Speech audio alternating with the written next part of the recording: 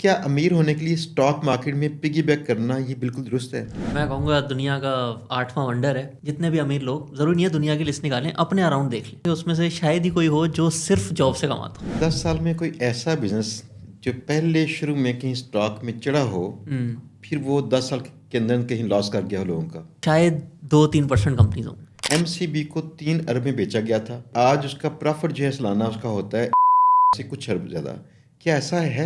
Tax से पहले ये तकरीबन अरब है और जब इस पे टैक्स लग जाता है ये तकरीबन अरब रुपए 1 साल का प्रॉफिट है। किस साल किसी ने होल्ड किया एमसीबी को, तो उसने 7 दफ़ा पैसे डबल किए। यानी 1000 जिसने लगाया उसे 1,28,000 मिला है उसको। 1,28,000 और जिसने 1 लाख लगाया उसका 1 करोड़ 28 लाख। कितने पैसे हों कम से कम कि आप स्टॉक मार्केट में कहीं लगा सकते हैं? 5,000 से भी आपका अकाउंट खुल जाता है। क्या स्टॉक मार्केट में डे ट्रेड करके कहीं पैसे कमाना मुमकिन है? 70 से 80% लोग जिन्होंने भी लंबे अरसे के लिए इन्वेस्ट किया होता है ना, वो प्रॉफिट कमाते हैं।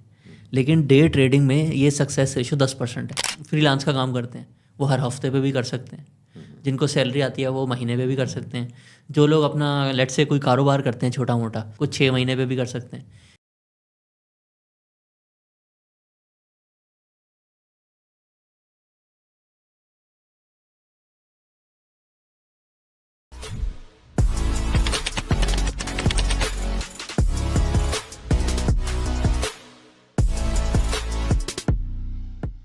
अस्सलाम वालेकुम। दोस्तों उम्मीद है सब दोस्त ठीक ठाक होंगे, ज़बरदस्त होंगे। दोस्तों आज हमारे पास गेस्ट हैं जो कि स्टॉक मार्केट के एक्सपर्ट हैं। मैं आपको एक चीज़ बताऊं कि दुनिया में जहां भी आप देखेंगे ना, लोग अपने बचत के पैसों की सूरत में नहीं रखते। वो कहीं ना कहीं ऐसे इन्वेस्ट करते हैं कि वो पैसे भी कहीं मल्टीप्लाई होते हों ताकि उनकी वेल्थ बढ़ सके। आप अगर देखेंगे अमेरिका के अंदर तो तकरीबन हर दूसरा शख्स कहीं ना कहीं कोई स्टॉक्स लेके बैठा होता है। जो पैसे कमाता है उसने अपने पैसे का बजट बनाया होता है, मंथली तनख्वाह मिलती है या कुछ भी, उनमें से कुछ पैसे निकाल कर वो कहीं ना कहीं स्टॉक में लगाता है ताकि उसके पैसे जमा भी होते रहें प्लस मल्टीप्लाई होते रहें। तो पाकिस्तान के अंदर लोगों का रुझान नहीं है। यहाँ रुझान बिल्ड होना चाहिए था, क्योंकि देखें जब आप लोग स्टॉक में पैसा लगाएंगे आपका पैसा डबल ट्रिपल में भी क्वाड्रपल हो सकता है। लेकिन जिन कंपनीज के पास लगाएंगे उन कंपनीज का भी कारोबार बड़ा चलेगा, उनके जो निज़ाम है उनका बड़ा होगा, ज़्यादा रोज़गार बनेगा। ये रीज़न है कि जब पैसे को हम महफूज करते हैं तो उससे नुकसान पहुंचता है। अगर पैसे को कहीं ना कहीं फ़्लो में लेके आएँ तो आपको और सबको फ़ायदा पहुंचेगा। आज इस मौजू पे हमारे साथ एक्सपर्ट हैं अब्दुर्रहमान नजम साहब, जो कि मशावर देते हैं इस मौजू पे कि आपको कैसे कहाँ पे इन्वेस्ट करने चाहिए पैसे, और साथ में उनकी ट्रेनिंग भी होती है जैसे आप चाहेंगे। तो आज तारुफ उनसे हासिल करते हैं। अब्दुर्रहमान साहब कैसे हैं आप? बिल्कुल ठीक। बिस्मिल्लाहिर्रहमानिर्रहीम। Thank you so much Shahzad साहब फॉर द इनविटेशन। और जिस तरह आपने इंट्रोडक्शन किया कि हर किसी के पास एक एम होता है कि मैं अपने थोड़े थोड़े पैसे जमा करके एटलीस्ट कोई ऐसा बना लूँ कि मैं फाइनेंशियली सिक्योर फील करूँ, मेरे पास भी थोड़े से पैसे हों, थोड़ी सी उससे प्रॉफिट भी आने लग जाए। क्योंकि आप जैसे जैसे बड़े होते रहते हैं आपकी वर्किंग कैपेबिलिटी भी कम हो जाती है, एनर्जी भी कम हो जाती है, और एक टाइम आता है आपने रिटायर भी होना है। और रिटायरमेंट के बाद अगर आपके पास पैसे ना हो तो वो ज़िंदगी जो है अच्छी तो नहीं होती। तो हर कोई चाहता है मैं थोड़ा थोड़ा सेव करूँ। उसी का एक तरीका स्टॉक मार्केट भी है, तो उसके बारे में हम लोग बात करेंगे। और भी तरीके हैं तो। अच्छा, मैंने सुना है कि इंसान ने अगर अमीर होना हो ना तो उसको चाहिए कि जो खुद से कमा रहा है इसके साथ साथ किसी और बड़े जिन का दामन थाम ले, ताकि उसका अपना थोड़ा सा शेयर हो, वहाँ से वो लेता हो। अगर वो बड़े जिन तरक्की करते हैं तो साथ में इसको भी थोड़ी सी तरक्की हो, यानी दैट मीन्स पिगी बैक करना। तो क्या अमीर होने के लिए स्टॉक मार्केट में पिगी बैक करना ये बिल्कुल दुरुस्त है? ये मैं कहूँगा दुनिया का 8वां वंडर है। क्योंकि आप लिस्ट निकाल लें, जितने भी अमीर लोग, ज़रूरी नहीं है दुनिया की लिस्ट निकालें, अपने अराउंड देख लें। जो आपके दोस्त हैं ना 10 सबसे ज़्यादा अमीर, आप देखेंगे उसमें से शायद ही कोई हो जो सिर्फ जॉब से कमाता हो। क्योंकि जॉब में आप अपना टाइम दे रहे होते हैं, आप एक तरह से कंपनी के लिए वैल्यू क्रिएट कर रहे होते हैं, लेकिन एक लिमिट होती है। आप सीईओज़ की सैलरीज भी अगर देख लें तो वो एक नॉर्मल बिजनेसमैन से भी पाकिस्तान में कम होती हैं। क्योंकि ये तो एक दुनिया की रियलिटी है कि आप जॉब करके अच्छा कमा सकते हैं लेकिन एक्स्ट्रा ऑर्डनरी नहीं कमा यानी सकते। एक लिमिट अमीर आ नहीं जाती होंगे, है। खुशहाल हाँ, में भी हो जाएं, अमीर खुशहाल हो नहीं जाएंगे। होंगे। तो फिर आपने क्या करना है, आहिस्ता आहिस्ता। अब एक जैसे मशहूर किताब भी है रिच वर्सेस पुअर डैड, उन्होंने पूरा सिखाया हुआ है कि 4 क्वाड्रेंट्स होते हैं। एक में आप एम्प्लॉई होते हैं, फिर आहिस्ता आहिस्ता आपने बिजनेस ओनर बनना होता है। अब बिजनेस ओनर अगर आप लिटरेचर पढ़ने लगेंगे स्टार्टअप्स के बारे में, तो वो कहते हैं कि सिर्फ 5% बिजनेस जो होते हैं ना वो शुरू होते हैं तो वो कुछ बन पाते हैं, वो 2-3 साल सर्वाइव करते हैं, और शायद 1% होते हैं जो बहुत बड़े हो जाते हैं। तो ये भी बहुत रिस्की काम है। मतलब आपने सारे जो पैसे जमा किए हैं उससे अगर अपना बिजनेस स्टार्ट कर लिया तो शायद आपका 5% चांस है कि आप कुछ बन जाएंगे।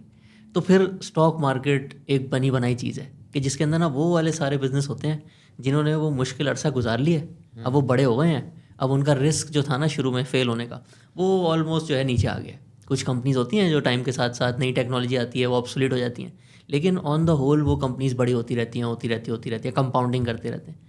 और स्टॉक मार्केट जो है ना वो आपको प्लेटफॉर्म प्रोवाइड करता है कि आप उनके साथ, जैसे आपने ना पिगी बैक कर लें।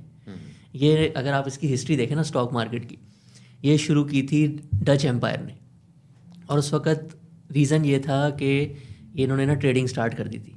जैसे ईस्ट इंडिया कंपनी थी, हम लोग तो ज़्यादा ब्रिटिश एम्पायर की ईस्ट इंडिया कंपनी पढ़ते हैं ना, एक East India company Dutch empire की भी थी।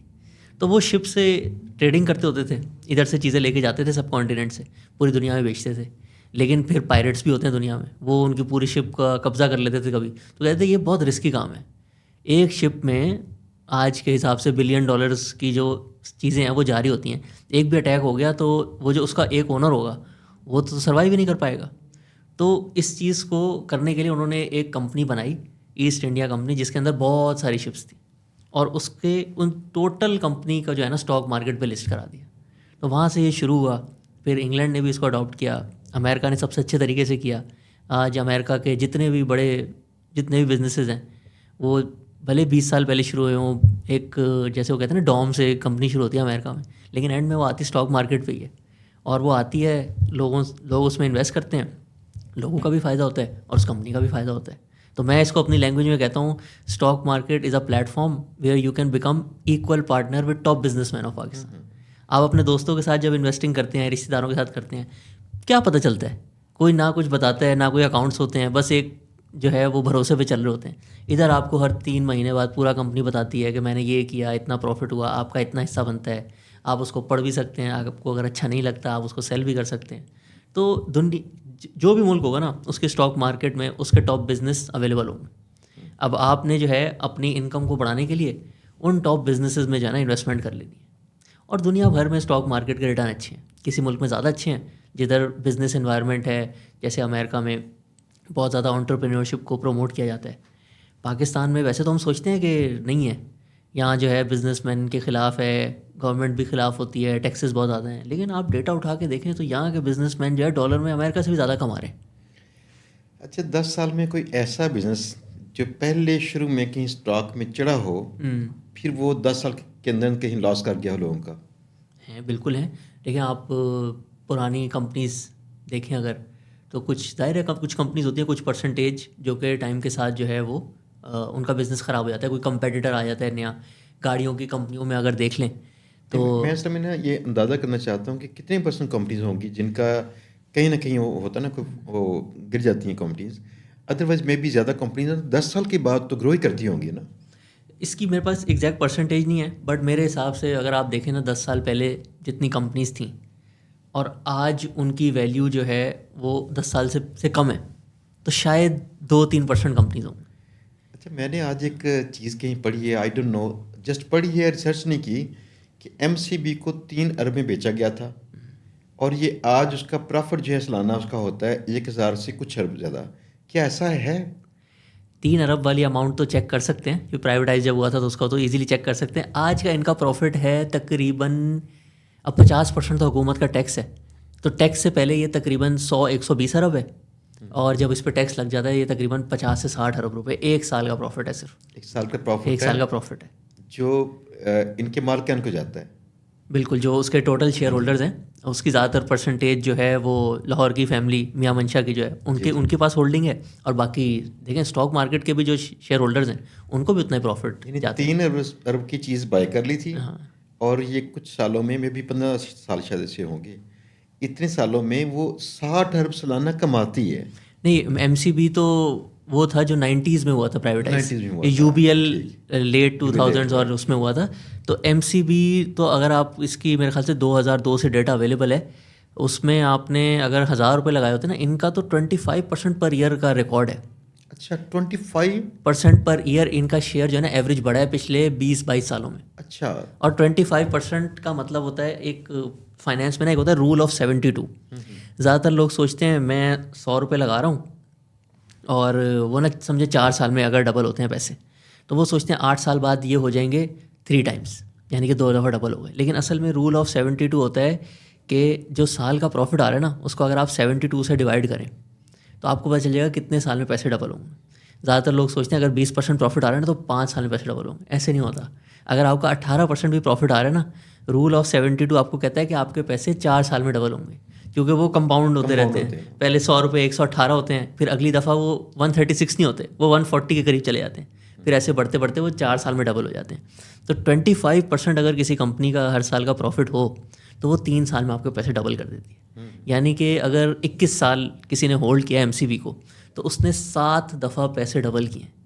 7 दफ़ा उसने डबल किया। 21 हर 3 साल में डबल कर रहा है और जो है 21 साल में 7 दफ़ा पैसे डबल। 7 दफ़ा पैसे डबल का मतलब होता है 128 टाइम्स। जिन लोगों का मैथ का शौक है ना, 2 रेज़ टू द पावर 7। ये तो ये जो कर दिया आपने। कंपाउंडिंग होती है ना, ये बहुत एक यानी 1000 जिसने लगाया उससे 1,28,000 मिला है। 1,28,000 और जिसने 1 लाख लगाया उसका 1,28,00,000। तो इस तरह की कंपनीज़ हैं मौजूद पाकिस्तान में, काफ़ी सारी हैं जिनका 25% के अराउंड भी रिकॉर्ड है। एवरेज अगर आप सारी कंपनीज़ को कंबाइन कर लें ना तो फिर जो है रिकॉर्ड है 18% पर ईयर का। लेकिन उसमें अगर आप मेहनत करें, अच्छी कंपनी को थोड़ा समझें, क्योंकि आपने कुछ नहीं करना, आपने ये नहीं करना। लोग इसमें आते हैं स्टॉक मार्केट में ये सोच के कि मैं पता लगा लूँ कि अगले हफ्ते में ना किस कंपनी में जो है ना कोई बड़ी ख़रीदारी करने लगा है या कोई बेचने लगा है तो इसकी प्राइस ऊपर नीचे होगी। आपने असल में उसका समझना है बिज़नेस। और जैसे हम लोग आम देख रहे होते हैं ना कि यार ये वाला बिज़नेस अच्छा लग रहा है, इसमें पैसे जो है ना अच्छे बन रहे हैं, तो स्टॉक मार्केट में भी यही करना होता है। जिस बिज़नेस में अच्छे पैसे बन रहे होते हैं उसको आपने बस होल्ड करना होता है। कितने पैसे हों कम से कम कि आप स्टॉक मार्केट में कहीं लगा सकते हैं? अब तो इतने ज़्यादा पाकिस्तान में ब्रोकरेज ऑफिस हैं 5,000 से भी आपका अकाउंट खुल जाता है।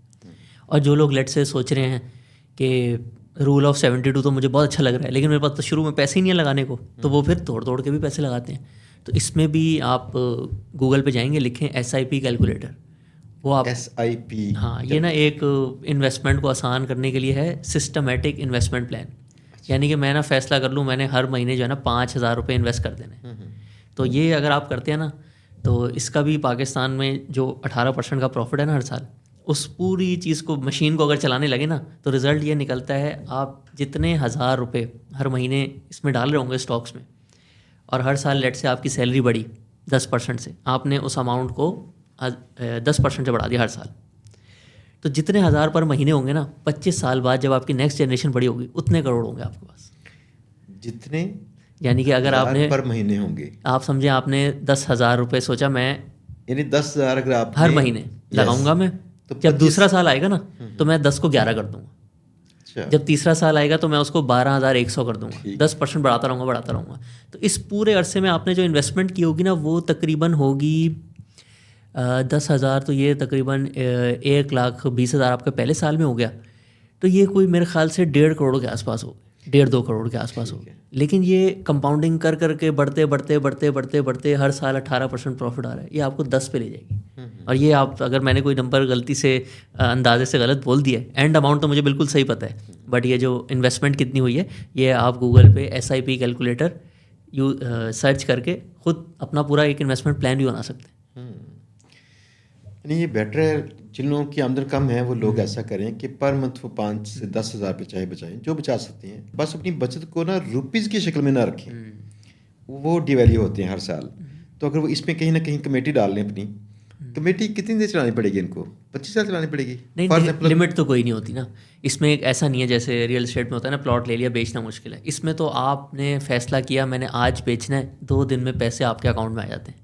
वो भी इस वजह से क्योंकि पूरा एक सिस्टम बना हुआ है। मेरा ख्याल था जो आपने गोल जैसे बताए, जो सिनेरियो बताया था कि हम 10,000 फ़र्ज़ किया, हम पर मंथ करवाते हैं, तो सालाना इंक्रीमेंट के साथ जितने % इंक्रीमेंट हुई उतने % बढ़ा भी देंगे। अगले साल 11,000 हो जाएगा। तो हम कितने साल तक करवाएं कि 25 साल के बाद मुझे 10 करोड़ मिल जाए?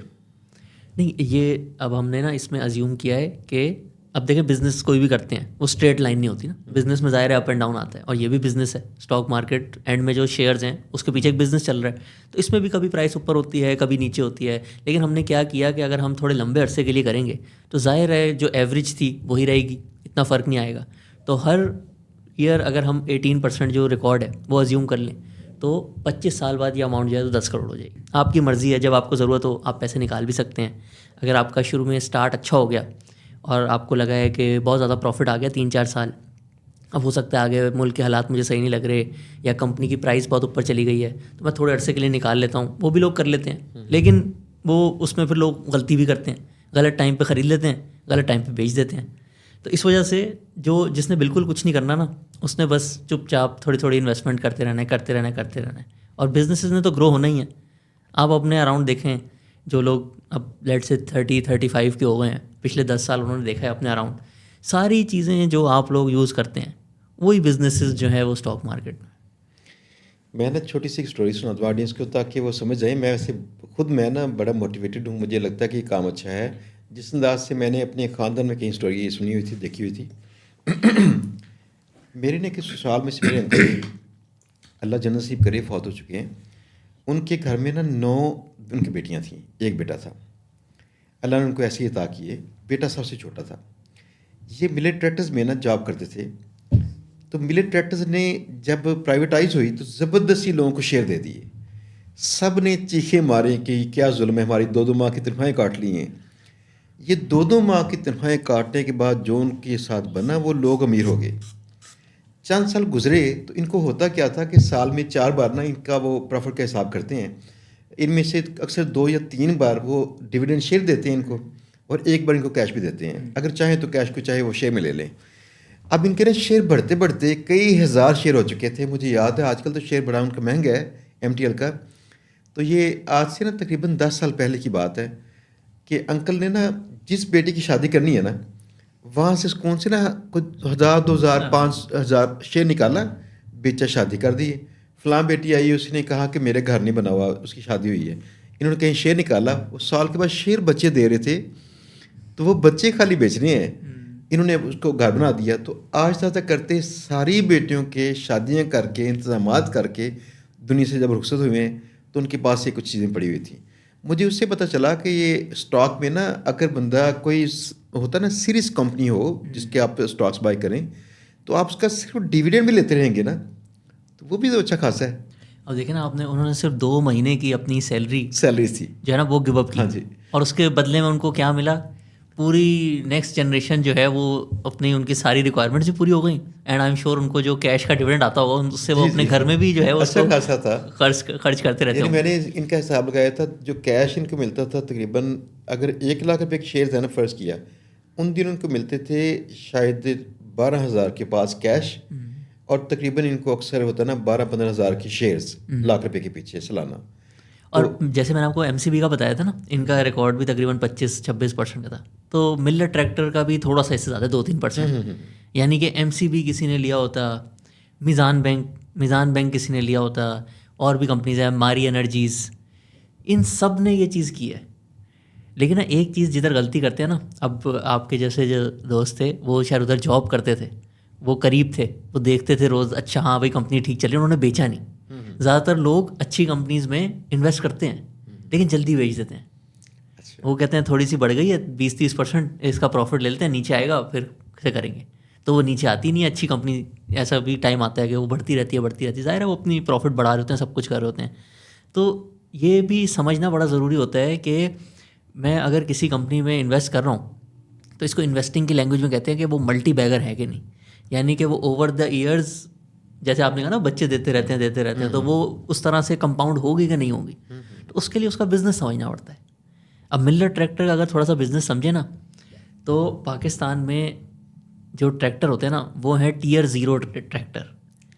Tier 0। यानी कि क्वालिटी वाइज कोई बहुत अच्छे नहीं है। अच्छा। ये पूरी दुनिया में बहुत कम जगहों पे इस्तेमाल होते हैं अभी। और पाकिस्तान में जितने ट्रैक्टर एक साल के बिकते हैं ना, वो इतने ज़्यादा नहीं है कि कोई एक बहुत बड़ी कंपनी आके यहाँ पे प्लांट लगाए। तो इस वजह से 2-3 प्लेयर्स ही हैं जो कि ट्रैक्टर बनाते हैं। ठीक है, फिर एग्रीकल्चर को गवर्नमेंट सपोर्ट भी करती है, तो बहुत सालों तक इस पे जो सेल्स टैक्स का रेट होता था वो भी कम होता था। साथ फिर गवर्नमेंट कभी जैसे आजकल स्कीम आती है कि ट्रैक्टर में 5 लाख हम अपनी तरफ से डाल रहे हैं। इसके साथ साथ इन्होंने भी बड़ा अच्छा किया। इनकी जो प्राइवेटाइजेशन हुई ना, तो इनकी जो मैनेजमेंट थी उन्होंने इसको बहुत अच्छे तरीके से चलाया। यानी कि ये कंपनी एक ट्रैक्टर बेच के अगर लेट से 7 लाख रुपए कमाती है, तो इनका जो कंपेटिटर था ना वो 4 लाख कमाता था। इन्होंने लोकलाइजेशन बहुत ज़्यादा की। 90% ट्रैक्टर जो है ना वो पाकिस्तान के अंदर उसके पार्ट्स बनते हैं। तो मैनेजमेंट ने भी बड़ा अच्छा जो है परफॉर्म किया। साथ साथ एग्रीकल्चर की इंपॉर्टेंस थी पाकिस्तान में, उसकी वजह से सेल भी अच्छी होती रही। और एक और अच्छी बात इसमें ये होती है, अब हम लोग जैसे अगर कोई बिज़नेस शुरू करते हैं, लेट से आईटी की कंपनी शुरू की या कोई होलसेल का काम शुरू किया, उसमें एक सबसे बड़ा मसला ये होता है कि जैसे जैसे मेरा बिज़नेस बढ़ेगा ना, मेरा जो कैपिटल स्टक है ना माल ख़रीदने में, या जिस कस्टमर के लिए मैं काम कर रहा हूँ वो मुझे 3 महीने बाद पैसे देता है, वो बढ़ता रहता है। यानी कि शुरू में अगर मैं साल में 1 करोड़ की सेल करता था और अब मैं 1 साल में 1 अरब की सेल करता हूँ, तो वो जो मेरे 3 महीने के पैसे फंस जाते हैं ना, वो बढ़ते जा रहे हैं जैसे जैसे बिज़नेस ग्रो होता है। इसको कहते हैं वर्किंग कैपिटल साइकिल। तो मिल्लर ट्रैक्टर में ये नेगेटिव है। यानी कि आप पहले अगर लेट से ट्रैक्टर सस्ता होता था और आप जितने ट्रैक्टर बेचते थे 1 साल में आपकी सेल होती थी 50 करोड़ की, और आज वो हो रही है कोई 25 अरब रुपए की। लेकिन इनको वर्किंग कैपिटल नहीं चाहिए, क्योंकि ट्रैक्टर हमेशा एडवांस में बिकता है। पहले पैसे मिलते हैं फिर ट्रैक्टर मिलता है। तो यानी कि बिज़नेस ग्रो होने के लिए आपको एडिशनल कैपिटल नहीं चाहिए। आप जितना प्रॉफिट कमा रहे हैं अपने शेयर होल्डर में बांटते जाएं। उनको ज़रूरत ही नहीं है अपना बिज़नेस बड़ा करने में एडिशनल इन्वेस्टमेंट की। तो ये एक बहुत बड़ी पावरफुल चीज़ होती है। दुनिया में बहुत कम बिजनेसेस हैं जिनके पास नेगेटिव कैश साइकिल होता है।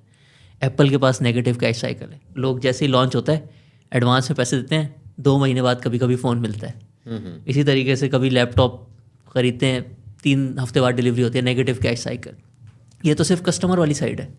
इसी तरीके से जो बना रहे होते हैं, जिन फैक्ट्रीज में आईफोन बन रहा होता है, उनको तो 6-6 महीने बाद पैसे मिलते हैं। अच्छा, जो पैसे लेती है हाँ, एप्पल कस्टमर से पैसे पहले ले लिए, देती लेट है। लेट ही लेट है। तो यानी कि बिजनेस बड़ा करने के लिए पैसे भी नहीं चाहिए। बिजनेस अगर बड़ा होगा तो आपका जो सप्लायर है वही अपने पैसे लगाएगा, कस्टमर आपको पैसे देता रहेगा। सिर्फ अगर आपने कोई एक्सपेंशन करनी होगी, फैक्ट्री बड़ी करनी होगी, उसमें आपको इन्वेस्टमेंट चाहिए होगी। और फिर उस अरसे तक जब आपको वो पैसे लेट से आपने रखे हुए हैं लोगों के, 3 महीने हो 6 महीने हो, उस पर उसको आप बैंक में रख के या कहीं और लगा के उस पर पैसा भी कमा सकते हैं। वो भी आपको किसी के साथ शेयर नहीं करना। सही। तो ये कॉम्बिनेशन होती है 2-3 चीज़ों की। एक आप किस इंडस्ट्री में है, एक उस इंडस्ट्री का कैश साइकिल कैसा है, और ख़ुद आपकी मैनेजमेंट जो है ना अपनी इंडस्ट्री में कितनी अच्छी है। ये तीनों चीज़ें जहाँ मिल जाती हैं ना, तो फिर मल्टी बैगर बनता है।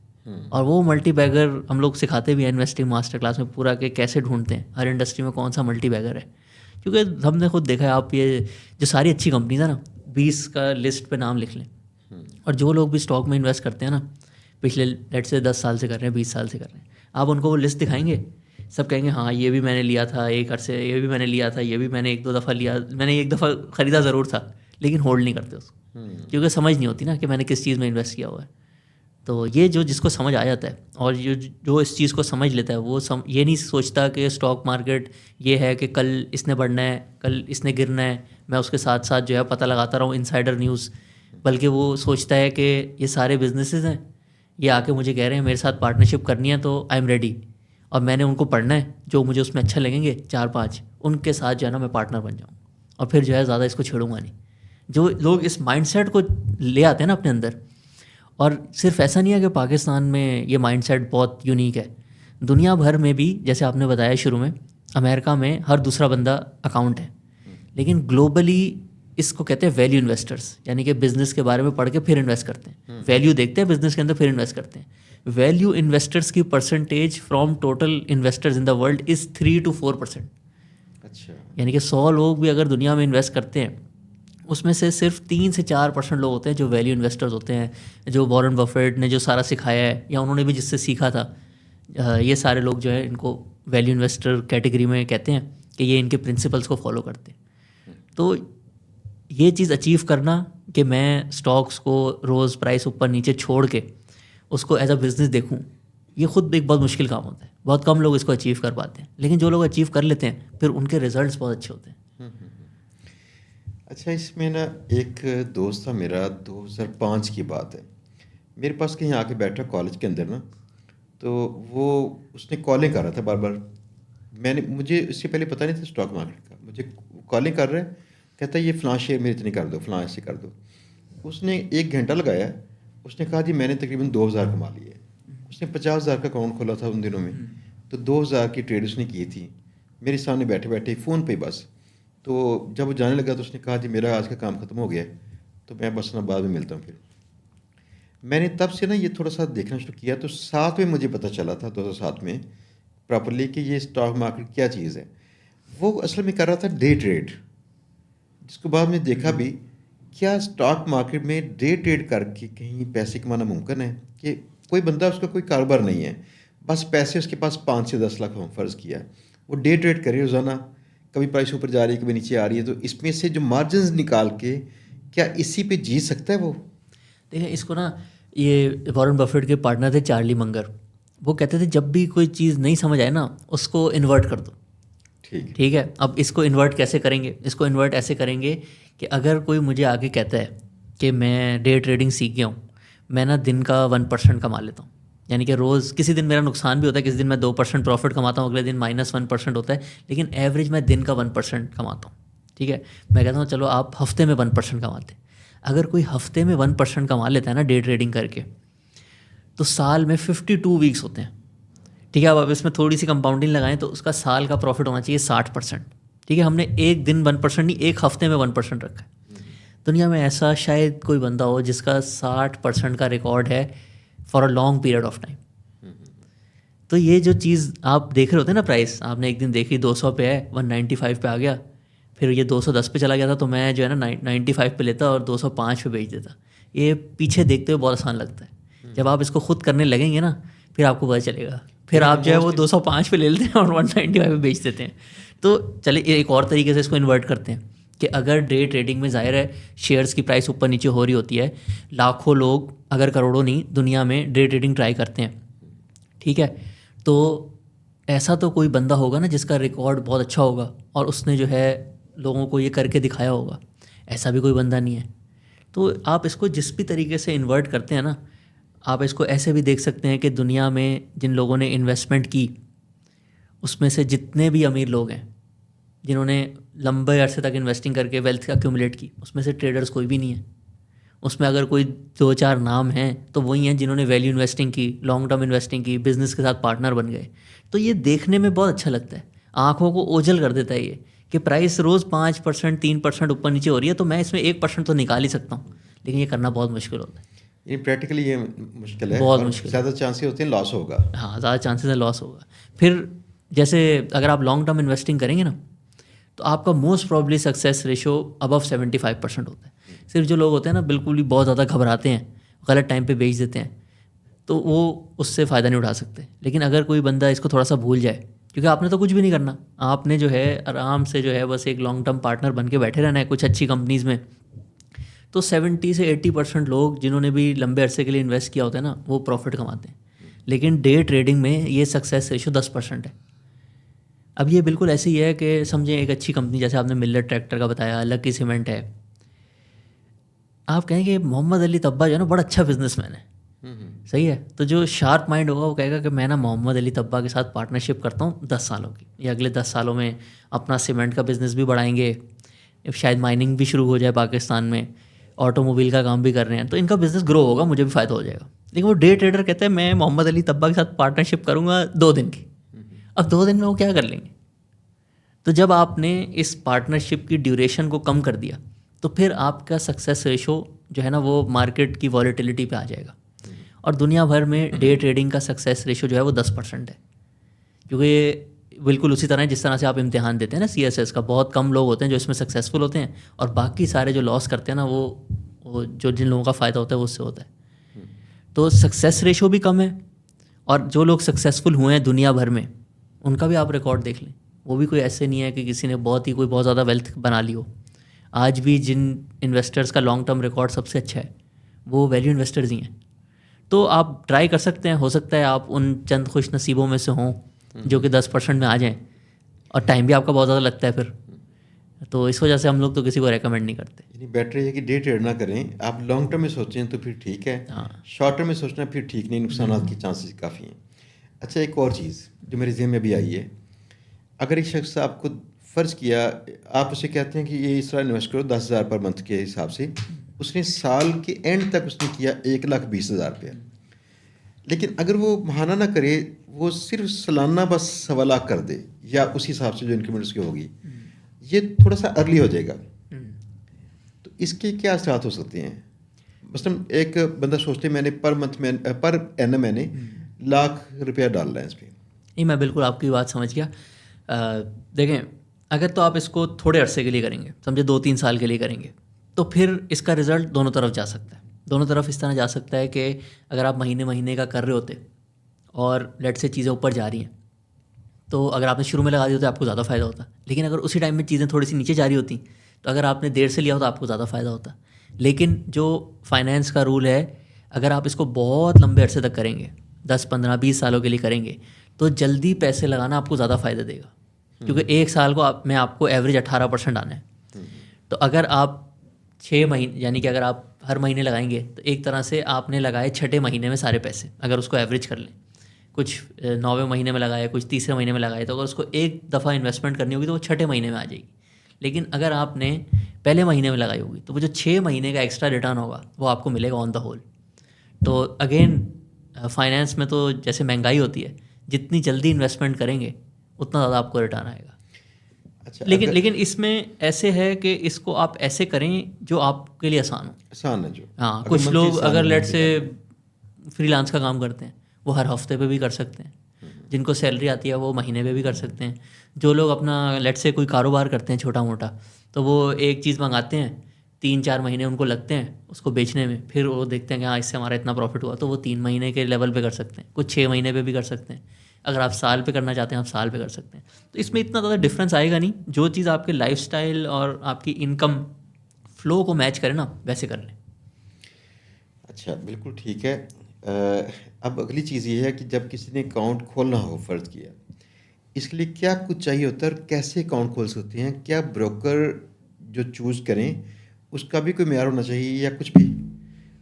और नहीं, ब्रोकर का बिल्कुल ध्यान रखना चाहिए, क्योंकि एक तरह से वो समझे आपका कस्टोडियन है। कैसे चेक करेंगे इसे? देखिए, इसके सबसे आसान तरीका है कि आप स्टॉक एक्सचेंज की वेबसाइट पे जाएं, उन्होंने वहाँ पे लिखे हुए हैं टॉप ब्रोकर्स। तो जो ठीक। टॉप 10 है ना, वो अरसों, मतलब ग्रुप्स भी बड़े हैं, उनका ड्यूरेशन काम करने का भी ज़्यादा है, तो वो आपको जो है मोस्ट रिलायबल है।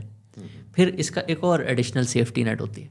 ब्रोकर जैसे प्रॉपर्टी में होता है ना, सिर्फ आपको चीज़ें ख़रीद के बेच के देता है। पेपर तो आप उससे लेते हैं ना प्रॉपर्टी के, आप ये तो नहीं कहते कि आपने मुझे ख़रीद के दे दिया तो बस वो काफ़ी है।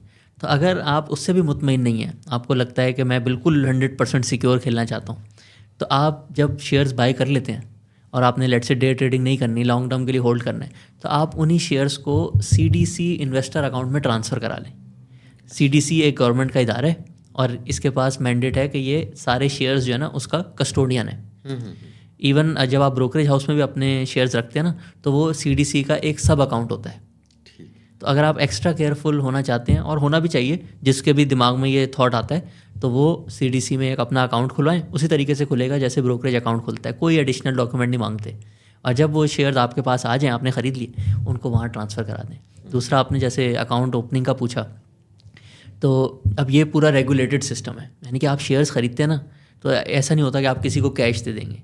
आपने बैंक ट्रांसफ़र करनी होती हैं सारी चीज़ें, और जो ब्रोकरेज की कंपनी होती है ना, प्राइवेट लिमिटेड कंपनी, उसके नाम का आपने चेक देना होता है।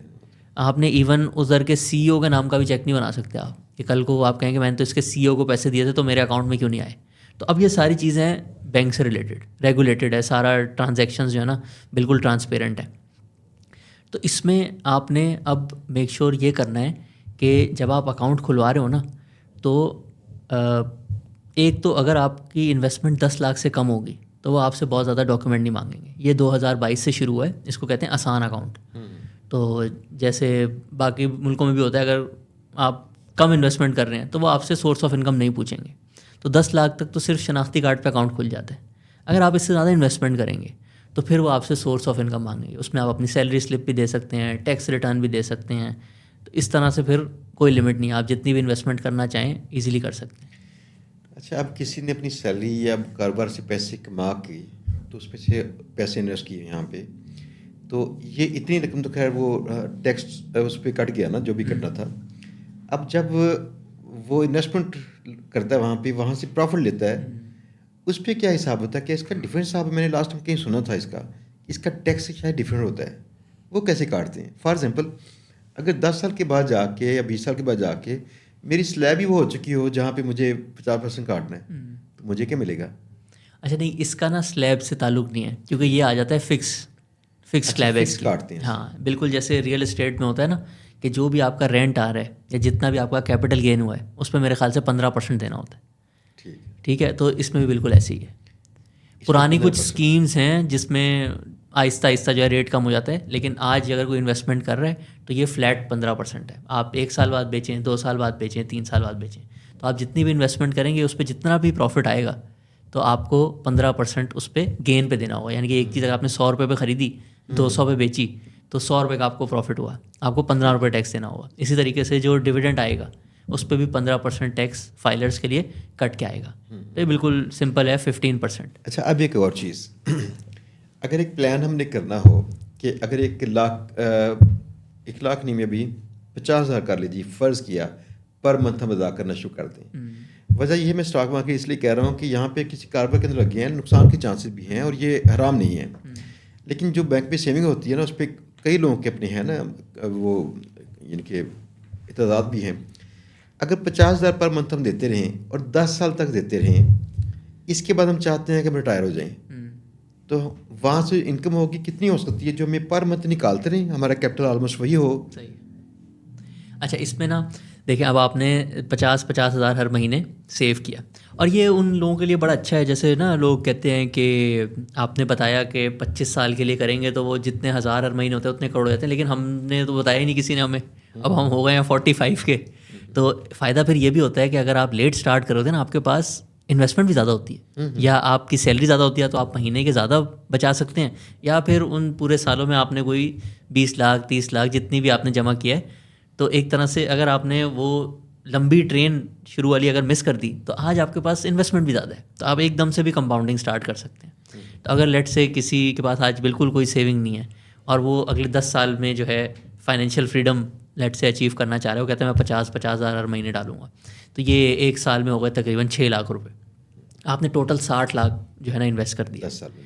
हाँ, और मेरे हिसाब से अगेन SIP कैलकुलेटर से आप ये कंफर्म कर सकते हैं एग्जैक्ट, बट मेरे हिसाब से ये कोई 1.5-2 करोड़ के आसपास हो जाएंगे अगर आप तोड़ तोड़ के भी लगाएंगे ना। उस टाइम पे पहुंच चुके होंगे हाँ, 10 शेयर्स। साल बाद। ठीक है। ठीक है, अब आपके पास लेट से 2 करोड़ के शेयर्स हो गए। एवरेज प्रॉफिट हर साल का है 18%। ठीक है। ठीक है, तो 2 करोड़ पे एवरेज एक साल में आपके पास जो है 35 लाख रुपए तकरीबन आ रहे होंगे। इससे आप जो है किचन भी चला सकते हैं।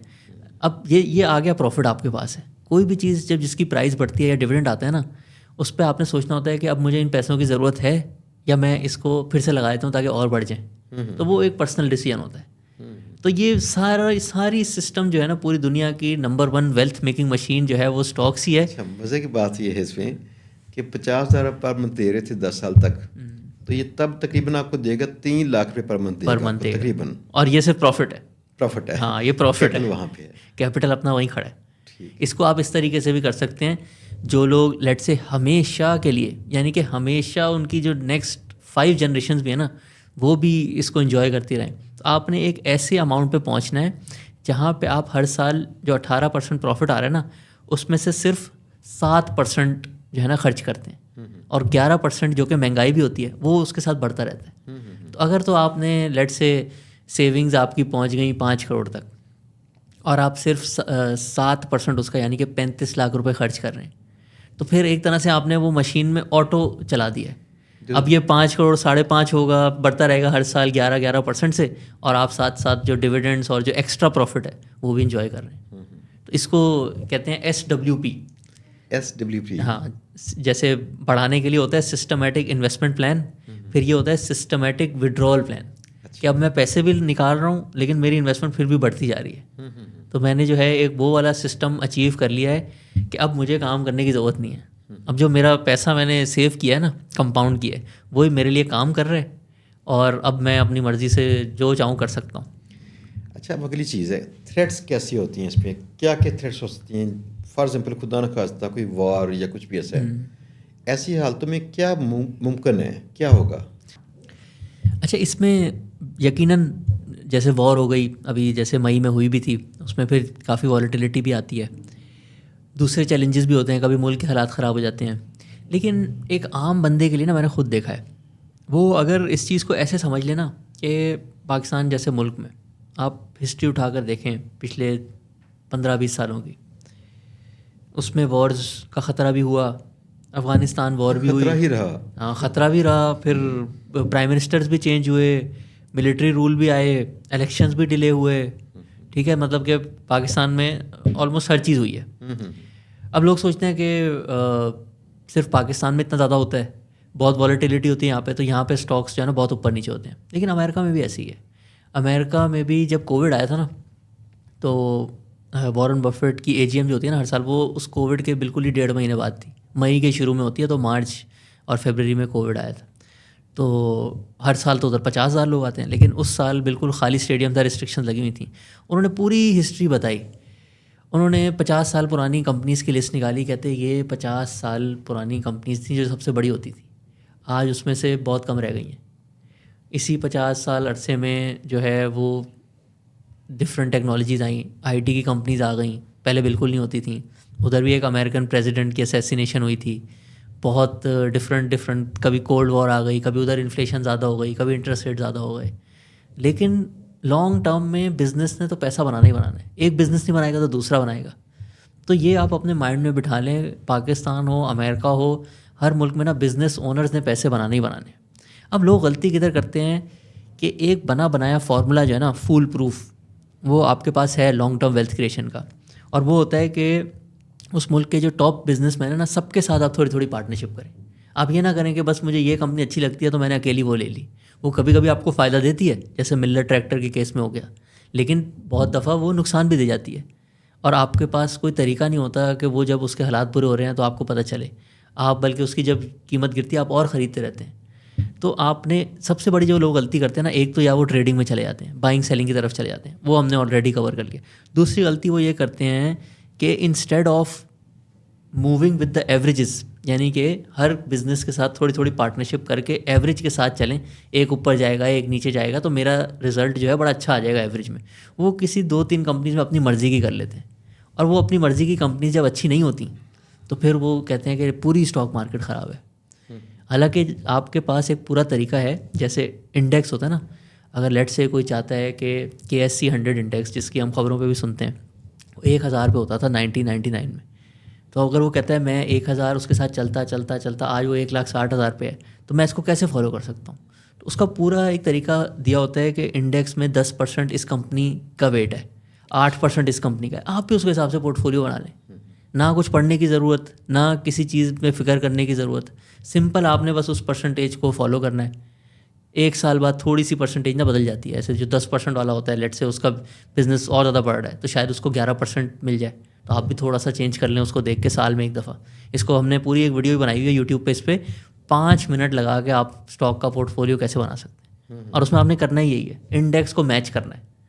जो इंडेक्स के टॉप बिजनेस हैं पूरे मुल्क के, आपने उनके साथ उतनी ही पार्टनरशिप कर लेनी है जितनी उनकी परसेंटेज है। तो इस तरीके से अगर आप करते रहते हैं तो जिधर लोग गलती करते हैं ना अपनी मर्ज़ी के बिज़नेस चूज़ करने वाली, उससे बच जाते हैं आप। ये मेरे हिसाब से सबसे बड़ी जो है गलती है। जो पहली आपने बात की ना कि वॉर होती है या कभी कोई पॉलिटिकल चीज़ हो गई, एकदम से आ गई खबरों पे गए, स्टॉक मार्केट नीचे गिर गई, वो जब आप 3-6 महीने गुजार लेते हैं ना, 1 साल गुजार लेते हैं, उससे आप यूज्ड हो जाते हैं। आप देख लेते हैं हाँ यार इसने तो ये है ही ऐसे, बिज़नेस जो है ना वो है ही एक कर्व, कभी ऊपर कभी नीचे, कभी ऊपर कभी नीचे, लेकिन लॉन्ग टर्म में वो ऊपर जा रहा होता है आहिस्ता आहिस्ता। तो वो लोगों को समझ आया था 1 साल में। जिधर लोग स्ट्रगल करते हैं ना, वो अपनी मर्ज़ी की कंपनी ढूंढ लेना, फिर उसमें ज़्यादा पैसे लगा देना, किसी और के कहने पे कोई टिप ले लेना कि इतने अच्छे बिजनेसेस आपके पास टॉप के हैं, लेकिन अपनी मर्ज़ी से कोई छोटी सी कंपनी ढूंढ के, और वो फिर अगर कल को बंद हो गई तो फिर आप कहते हैं कि मेरे पूरे पैसे डूब गए। तो ये बिल्कुल नहीं करना चाहिए। ये सिर्फ जो कंपनी चूज़ करने वाली चीज़ है ना, ये वो लोग करते हैं जो 100 बिजनेसेस में से 15 अच्छे कौन से हैं वो पिक कर सकते हैं, उनको रेगुलर बेसिस पे ट्रैक भी कर रहे होते हैं।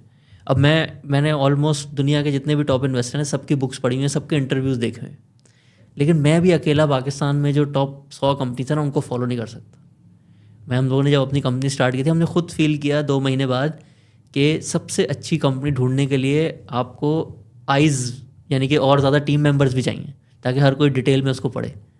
तो अगर एक बंदा जिसने पिछले 10 साल लगा दिए इन्वेस्टिंग के बारे में पढ़ने में, वो भी अकेला टॉप कंपनीज जो है वो नहीं रिसर्च कर सकता, उसको भी एक टीम की ज़रूरत है। तो आम बंदे को करने की क्या ज़रूरत है?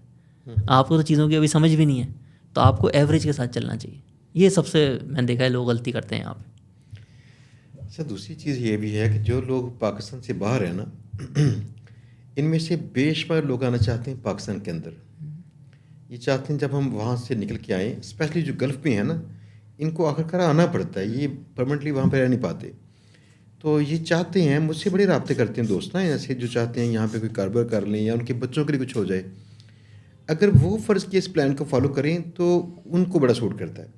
सूट ऐसे करता है कि उनके आने से काफ़ी पहले कुछ ऐसे इंतज़ामात हो चुके हों। आज तो कमा रहे हैं ना, कल को इनकी जगह पे ना कमाई वाली मशीन कोई ये इन्वेस्टमेंट बन चुकी होगी। तो अगर इसको प्लान कर लें कि पर मंथ मैंने कुछ पैसे इसमें अदा करने, जिनके सर्टिफिकेट को ले लें यहाँ से, किसी को सेंटर पे पैसे ना दें, डायरेक्ट कंपनीज को दें, बड़ा एक सिक्योर सिस्टम बन सकता है इनका।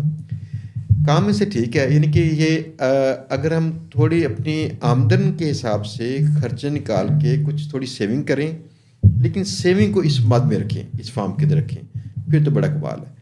अब्दुर्रहमान साहब, बड़ा शुक्रिया आपका। मैंने यकीन करें कई कंसेप्ट हैं जो क्लियर हुए हैं, तो मुझे ना मज़ा आता है ऐसी बातें करके। वैसे मेरी जो ऑडियंस है इसको मज़ा आता है। मैं आपको पैसे बातें सुन के। ओवरसीज़ पाकिस्तानी की काफ़ी अच्छी स्टोरी सुनाता हूँ, क्योंकि हमने खुद देखा है ना ये।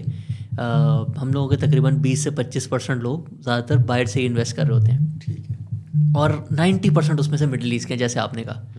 और जैसे मैंने आपको आसान अकाउंट का बताया ना, उसी तरीके से उन्हीं सालों में, उससे 1-2 साल पहले RDA अकाउंट, रोशन डिजिटल अकाउंट, ठीक है। वो जब गवर्नमेंट ऑफ पाकिस्तान ने शुरू किया ना, उसने ओवरसीज़ पाकिस्तानीज़ का इन्वेस्ट करना स्टॉक मार्केट में बहुत आसान बना दिया। अब आप देखें ओवरसीज़ पाकिस्तानी को सबसे ज़्यादा प्रॉब्लम क्या होती है, वो एक पूरा बना हुआ है कि पाकिस्तान में जो पैसे भेज दिए ना वो वापस नहीं आने। यानी कि अगर आपने रेमिटेंस भेज दिया तो वापस लेके जाना बहुत मुश्किल है, ठीक है। तो ये सबसे बड़ा इशू होता है कि पाकिस्तान में जो पैसे भेज दिए वो वापस नहीं आने। फिर पाकिस्तान में एकदम से कभी हालात ख़राब होते हैं, डिवैल्यूएशन हो जाती है। तो ये जो RDA अकाउंट बनाया था गवर्नर रज़ा वाक़िर ने 2020 या 21 में, वो है कि आप इन्वेस्टमेंट करें पाकिस्तान की स्टॉक मार्केट में, या गवर्नमेंट को जैसे कर्जा देते हैं, जब आपका दिल चाहे आप वापस लेके जा सकते हैं। स्टेट बैंक ने उसकी गारंटी दी हुई है। सही। तो उससे आप डिवैल्यूएशन से भी प्रोटेक्ट हो जाते हैं, आपके पैसे नहीं फंसते, और जब आपको लगे कि पाकिस्तान में बहुत अच्छे रिटर्न्स हैं तो आप यहाँ पे इन्वेस्ट कर सकते हैं। और हम लोग की जो एडवाइजरी है उसमें जो पाकिस्तान के सारे इन्वेस्टर्स हैं ना, वो इस चीज़ को इतनी इंपॉर्टेंस नहीं देते कि ये जो गोल है कि मैंने 5 करोड़ 7 करोड़, जो भी उन्होंने पूरा सिस्टम बनाया हुआ है कि जिससे मेरा मंथली खर्चा जो है वो चलने लग जाए, मुझे काम करने की ज़रूरत ना हो, वो इसको पाकिस्तानी लोग इतनी इंपॉर्टेंस नहीं देते। लेकिन जितने लोग मिडिल ईस्ट में काम करते हैं ना, सब इसको बहुत उन्होंने एक बनाया होता है, इसको कहते हैं कॉर्पस। SIP का जो है ना, कि मैंने इतने इतने पैसे हर महीने डालने हैं, उसका एंड आप टारगेट करो तो कि मेरे पास ना एक कॉर्पस आ जाए, यानी कि ये मेरा टारगेट है 5 करोड़ का, मैं जब यहाँ पहुँच गया ना फिर मुझे काम करने की ज़रूरत नहीं है। तो सब जो है ना उस पर लगे हुए हैं। उधर जो है सैलरीज भी अच्छी होती हैं, तो सब जो है हर महीने कभी जो है 5,000 दिरहम की इन्वेस्टमेंट हो रही होती है, कोई 10,000 की कर रहा होता है।